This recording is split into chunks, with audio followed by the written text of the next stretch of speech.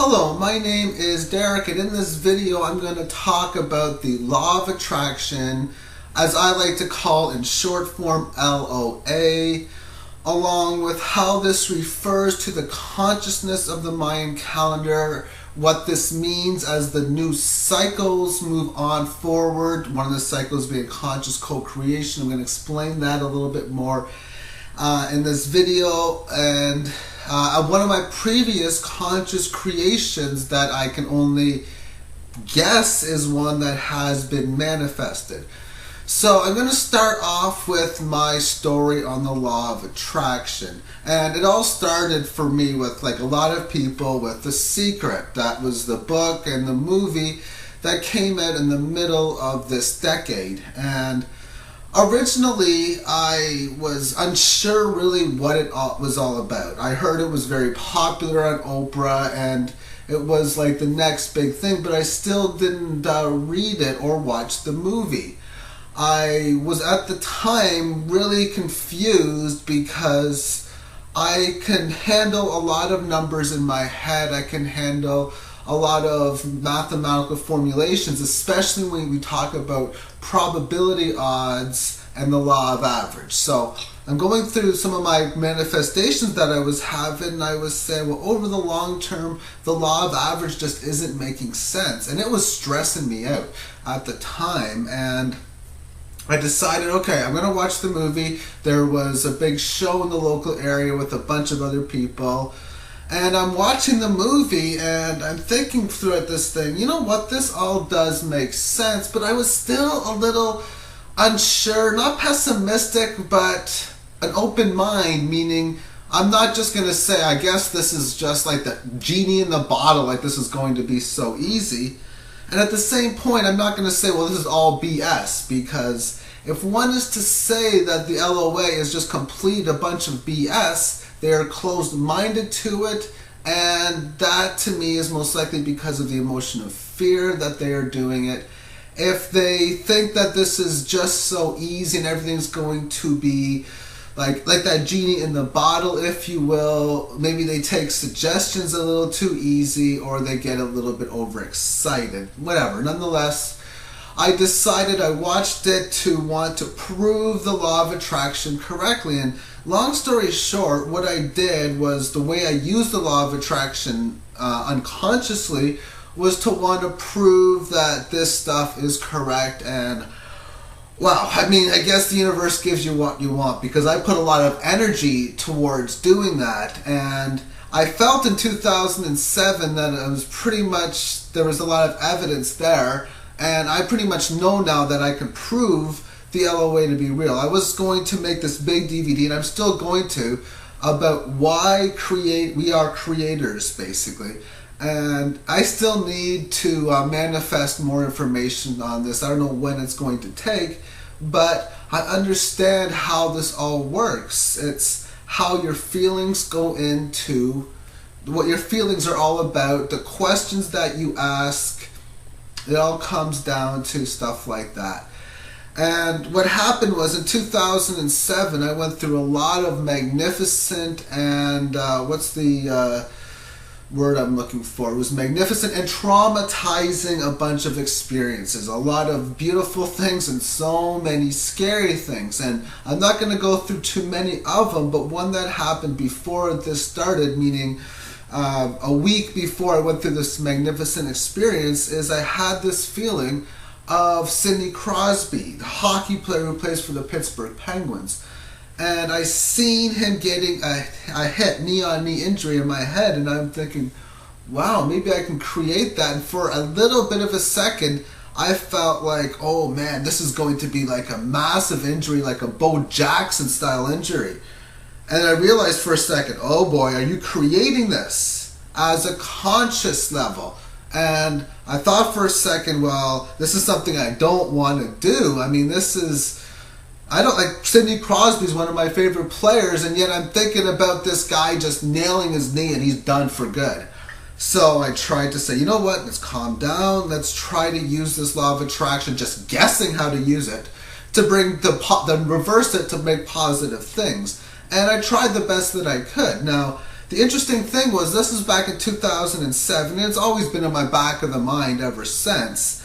And I was watching Game 7 of the Stanley Cup Finals on Friday, and Pittsburgh was playing the Detroit Red Wings, Sidney Crosby, the captain of the team, and in the second period, boom, knee on knee, and I'm thinking, man, this is sick. So now, did I manifest it, or did I create this? Did I get a psychic image? Is this just a coincidence? Then they say there's no such thing as coincidence. Everything happens for everything happens for a reason.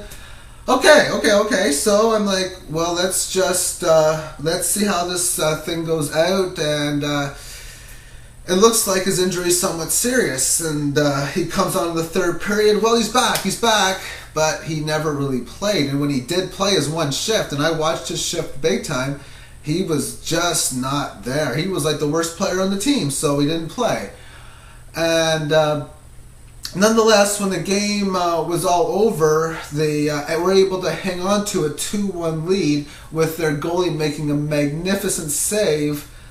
And I come to myself and I see the way the game was ended afterwards. What part of this did I have as the conscious creation? And did anyone else around me have it? I mean, I couldn't have done this by myself.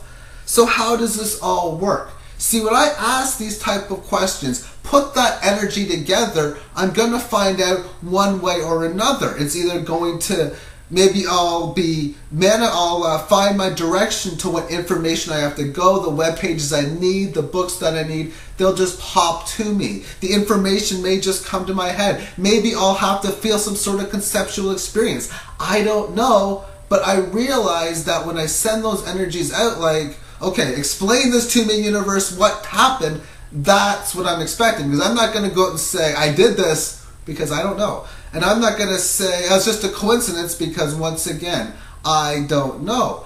And the Mayan calendar is something that I've been using a lot of energy for with the law of attraction, to figure out how it works, to figure out so much of it, and now I'm using it to figure out how to create this creation calendar, especially now that I've been doing these math formulas and we got some rounding problems. So got these carrying the one type of problems that I want to try to figure out. So what I've done is I've put the energies out for it. I've felt the energies, I've let them go, and I'm going to forget about it for a short-term period. Maybe next month or something I'll go back to it. And the Mayan calendar talks about the different levels of consciousness. And what this means is that each cycle consciousness changes. It seems as if we become more and more conscious every single day. It seems as if there is more of a higher energy torsion field on a day-by-day basis. And this is going to be going through some extreme levels, and it's already started.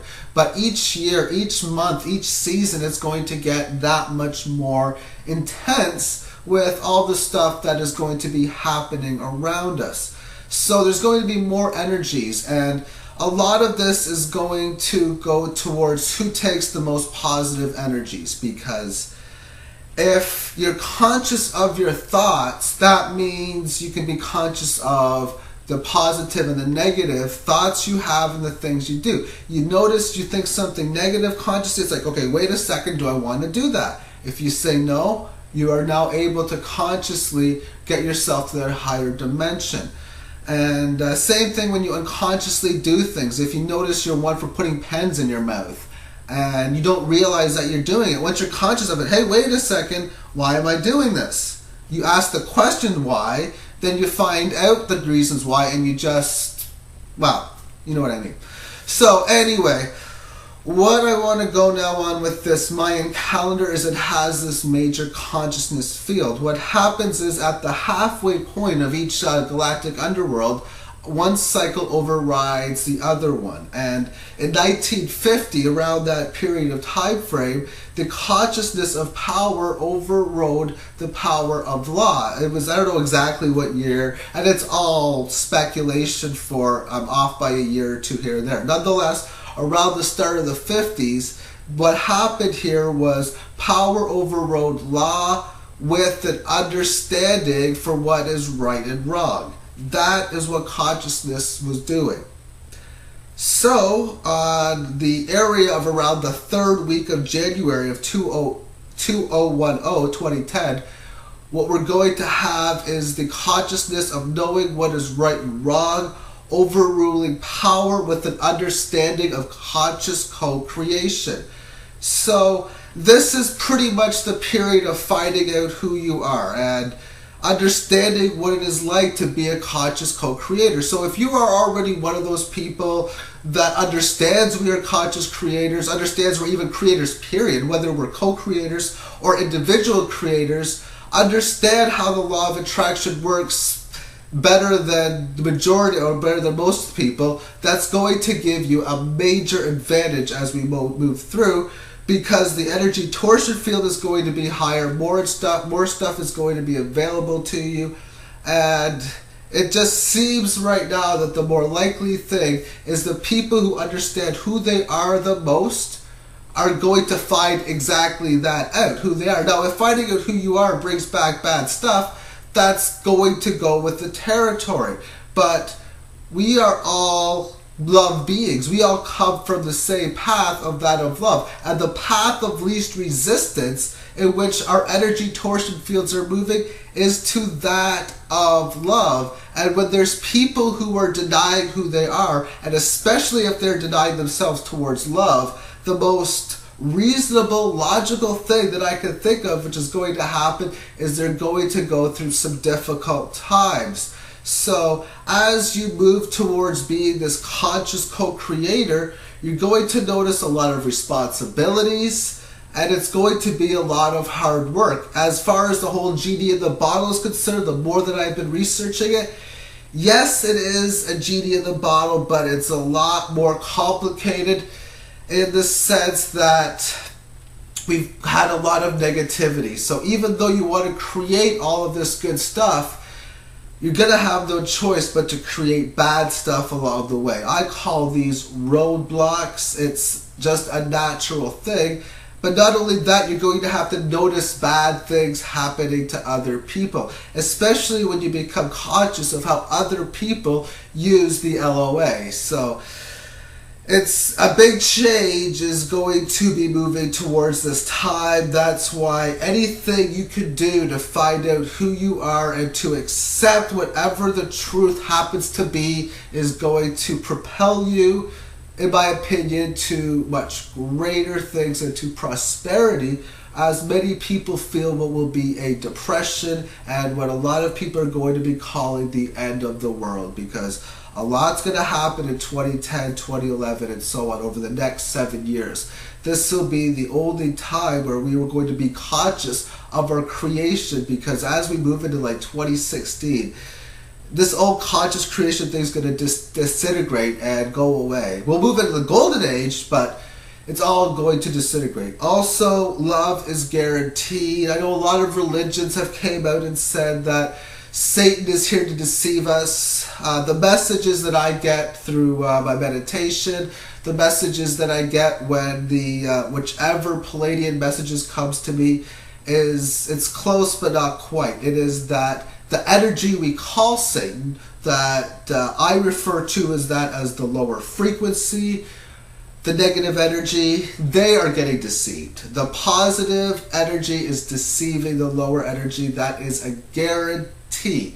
The only thing that's not guaranteed is what the creation is going to have in store for us. So one of the things we're going to see in this world is difficult weather, and a lot of it is because we need to draw our energies from something like the weather, and that's why when people understand that we can do this, that's why it's going to get worse. So two things is going to have to resolve from it. One, how do you take the energy from the weather?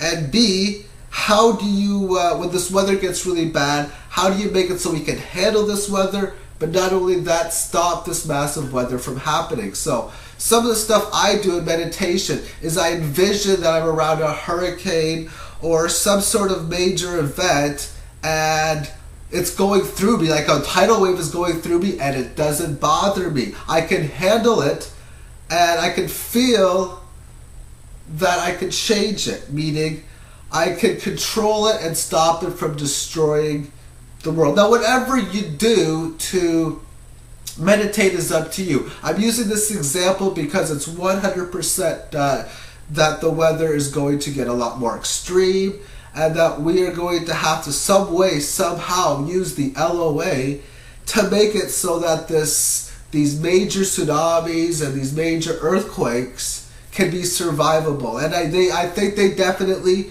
will be. So whatever it is you are looking for in the LOA to create, just be positive about the whole ordeal, because the more positive energy they use, the better your manifestations are going to be, regardless of the fact.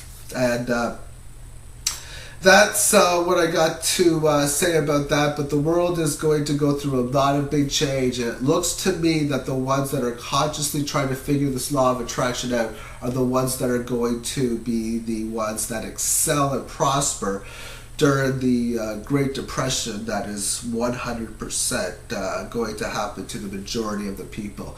For me, I'm not going to be depressed. If I am, that's going to be part of my roadblock along the way. Peace and light, everyone. Have yourself a great day. Bye-bye.